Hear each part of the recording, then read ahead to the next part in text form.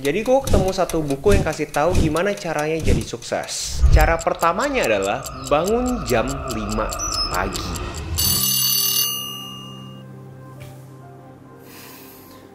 Jam 5.01. Yes, gue pas denger itu, anjir seriusan jam 5 pagi? PR banget.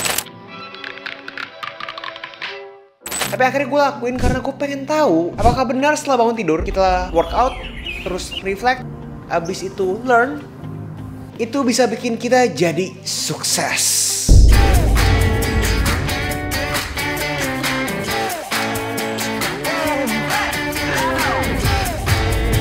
Hai para kreatif, salam kenal dulu, nama gue Agus Halim. Dimana channel ini gue selalu ngomongin sudut pandang kreatifnya gue. Mau itu kreatif kripto, mau itu kreatif baca buku, mau itu kreatif negosiasi dengan klien. Apapun yang sifatnya kreatif akan selalu gue bahas channel ini. So buat kalian yang berkenan, tolong pencet tombol likes-nya, karena seriusan itu ngaruh. Hari ini adalah Kultum Kuliah 7 menit, dimana gue bakal coba ekstrak value mengambil nilai dari buku-buku yang gue udah pernah baca. Dan hari ini bukunya by popular request banget, yaitu The 5am Club by Robin Sharma. Kenapa gue pilih buku ini? Karena gue lihat banyak dari kalian salah impresi terhadap video gue yang bangun jam 5 pagi selama setahun. Banyak komentar-komentar yang gue kagak tahu itu sebenarnya itu trolling atau beneran serius. Dimana pemikirannya adalah begitu bangun jam 5 pagi ya auto sukses.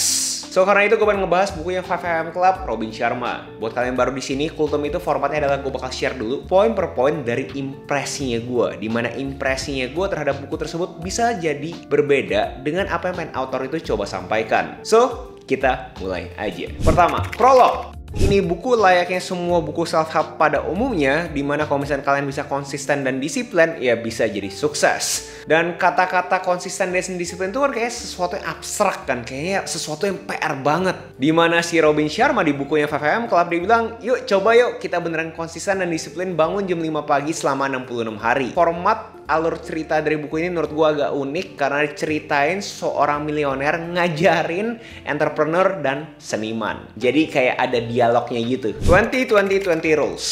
Mungkin banyak yang berasa bahwa bangun jam 5 pagi itu adalah sesuatu yang mudah. Tapi pertanyaannya, setelah kita bangun apa sih yang harus kita lakukan? Layaknya komputer, kalau kita pencet on, ada loading barnya kan, ada booting sequence-nya kan, sampai akhirnya komputer itu bisa nyala dan bisa bekerja dengan baik. Nah, layaknya komputer bisa nyala dan bekerja dengan baik, apa di konteksnya manusia? Robin Sharma share yang namanya 20-20-20 rules, dimana 20 menit pertama adalah move, kalian harus bergerak, lalu 20 menit berikutnya adalah reflect, 20 menit berikutnya adalah grow, dimana kalian coba baca buku, dengerin podcast, pokoknya apapun yang mengembangkan kalian punya wawasan. Kagak usah banget bener-bener harus 20 menit, si Robin Sharma juga bilang customize ke kita punya konteks masing-masing. Konsisten, dimana di buku ini bilang kalau misalnya lu ngelakuin ini cuma dalam waktu 3 hari, ya kagak kemana-mana. Hari ketiga gue cobain 2020 formula sinis, dan so far gue kagak berasa ada sesuatu yang signifikan beda banget.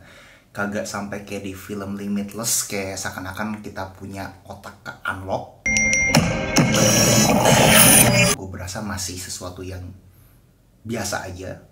Apakah berasa ada energi yang lebih? Ya ada, tapi kagak sampai signifikan banget. Tapi ya to be fair, si Robin Sharma juga ngomong bahwa butuh 66 hari sih untuk ngerasain resultnya. Sedangkan gue baru 3. Lu harus beneran terus-terusan konsisten dan disiplin sampai 66 hari buat beneran ketahuan juga resultnya, hasilnya kayak seperti apa. Mungkin akan terkesan kayak nyeh, tapi menurut si Doi, dengan kita mempunyai rutinitas ini, kita melakukan sosial eksperimen ke kita punya diri sendiri, akan meningkatkan kita punya produktivitas. Dan akhirnya menunjukkan bahwa kalau misalnya kita konsisten, kita bisa menuai hasilnya di akhir hari. Dan akhirnya kayak embedded ke kalian punya otak. Jadi kalian secara tidak sadar pun kalian melakukan kebiasaan tersebut. Fokus di sini dia ada breakdown ke 4 area. Pertama adalah capitalization IQ. Kita kagak bisa cuma berharap kita punya kepintaran yang sudah dianugerahkan ke kita, tapi kita juga harus mempunyai rasa keingintahuan tinggi untuk kapitalisasi kita punya IQ. Dimana kita juga harus bisa eliminate distraction, gangguan-gangguan nggak penting sebisa mungkin kalian eliminasi. Contoh paling gampang adalah media sosial. Jadi kalian tahu apa yang produktif atau bukan, apa yang namanya sibuk dan sibuk kosong, waktu kapan untuk konsumsi, waktu kapan untuk produksi, kapan harus relax, dan kapan harus intens. Pokoknya sebisa mungkin jauhi semua gangguan. Yang paling gampang ya media sosial. Personal mastery, kalian harus cari apa sih yang secara intrinsik kalian pengen coba masterkan. Apa ambisi kalian di dalam konteks secara internal, bukan untuk mencari validasi secara eksternal. Dan kalian harus mempunyai keyakinan kalian bisa menuju ke titik tersebut. Day stacking, dimana ini elaborasi dari 20-20-20 rules, yaitu kalian jangan mindlessly kerjain apa yang kalian kerjain keseharian. Kalian harus being thoughtful apa yang kalian kerjakan. Apakah yang kalian kerjakan itu sesuai dengan kalian punya ambisi dan goalnya kalian di masa depan. Benar-benar dipikir dan ditimbang. Lalu Doi juga share beberapa taktik dan gue langsung bagiin aja beberapa yang menurut gue menarik. Pertama adalah bubble of focus, dimana ada satu ruangan yang didedikasikan untuk kalian beneran fokus. Itu menurut gue sangat bagus banget. Gue tahu bahwa mungkin ini sesuatu yang agak susah untuk beberapa dari kalian yang tidak mempunyai ruang untuk fokus. Karena ya gue tahu mungkin kalian berasa bahwa bro ruang fokus bro, orang gue ngekos cuma 2x2. Yes, tapi kagak usah di dalam konteks kalian punya rumah, mau apapun itu, pokoknya satu ruangan atau satu space atau apapun itu, bahkan bisa taman yang kalian emang dedikasikan kalian ke sana tuh untuk fokus. Jadi kagak harus di rumahnya kalian, guys. Lalu ada the 90-91 rules, 90 hari, 90 menit ke satu goal. Menurut gue itu menarik banget karena kebanyakan orang untuk mengakuisisi keterampilan mikirnya kan jauh banget kan. Gue harus 10.000 jam. Tapi ini menurutnya 90 hari, 90 menit, dan satu goal top. Ada metode 60-10, dimana 60 menit kalian kerja intens, abis itu 10 menit kalian relax. Ini gue bisa relate banget karena gue on the record gue bilang gue suka kerja kayak singa dibandingin kerja kayak sapi. Dimana kalau misalnya singa itu kalau misalnya mau makan kan dia bener sprint kan. Abis itu kemakan, ya abis itu dia nyantai. Sedangkan sapi ya gitu kan, kayak ya makan. Abis itu ada the daily 5. Ini gue juga pengen elaborasi ke caranya gue. Ini menurut gue bener-bener butuh banget. Kalian ada to do list kayak 5 pekerjaan kecil yang kalian pasti bisa cross list. Karena itu menurut gue kayak ngetrik kita punya otak kayak kita melakukan sesuatu yang produktif. Di sini dia juga ada bilang yang namanya second workout, dimana itu contoh kalian break, abis itu kalian jalan aja kayak go through the motion, kalian liatin langit atau gimana. Itu menurut gue juga ngaruh ya guys ya. Terutama buat gue yang kerjanya di depan komputer doang, menurut gue itu sangat ngaruh untuk kita beneran break terus kita keluar dan ya jalan aja dan liatin langitnya. Dan ini yang gue masih struggle nih, kalian juga harus mempunyai the dream team. Kalian harus bisa delegasikan kerjaan-kerjaan kalian ke kalian punya tim untuk hasilnya itu lebih baik dan pastinya lebih produktif juga.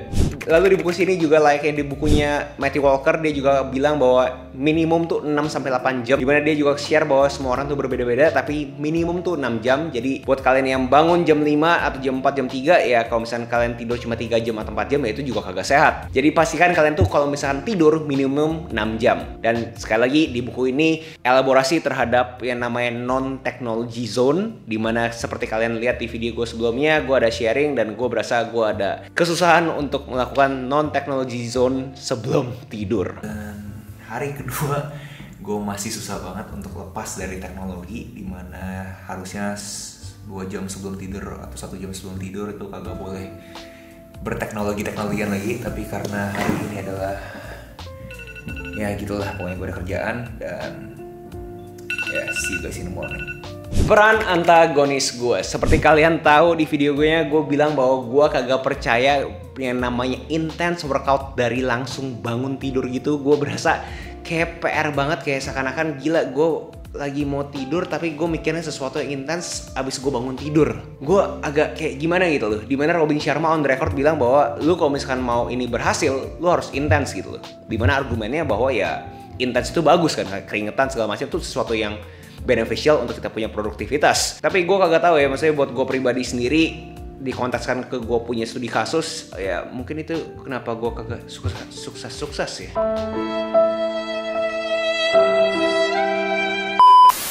But yes, walaupun gue tahu semua benefit terhadap intense workout di pagi hari setelah lu bangun tidur, gue masih prefer light workout aja. Yang penting gue dapat rutinitasnya. Karena gue kagak pengen gue tidur kayak anjrit, PR banget ya gue besok pagi harus intens lagi. Dan di sini gue juga pengen ngelebar sedikit terhadap kalian punya komentar bahwa kalau misalkan udah bangun jam 5 pagi ya sukses. Ya kagak gitu juga guys. Kalau misalkan informasi aja udah cukup, ya semua orang yang akademisnya tinggi ya itu udah sukses dan kaya. Tapi kenyataannya kagak kayak gitu kan. Karena kita butuh yang namanya eksekusi kan. Kita butuh beraksi kan. Dan ini berkorelasi juga terhadap kalian punya komentar ya. Bener juga emang gue itu bibir kering dan abis itu gue nggak punya expert apapun, tapi menyampaikan gue punya kesedihan ya itu juga terkorelasikan dengan kalian membaca buku banyak-banyak gitu loh. Dimana kalau misalnya kalian mau baca buku self help seberapa banyak pun, kalau misalnya kalian nggak beraksi, ya kalian juga kagak kemana-mana guys. Again, kalian butuh eksekusi, aksi, itu semua tuh bener butuh banget untuk kalian beneran sukses. Gue bisa ngelebar bahwa namanya self help book itu sesuatu yang sangat generik. If anything, kalau misalnya kalian konsumsi berlebihan, bisa dapat yang namanya illusion of progress. Kalian berasa produktif padahal kalian cuma baru baca buku doang.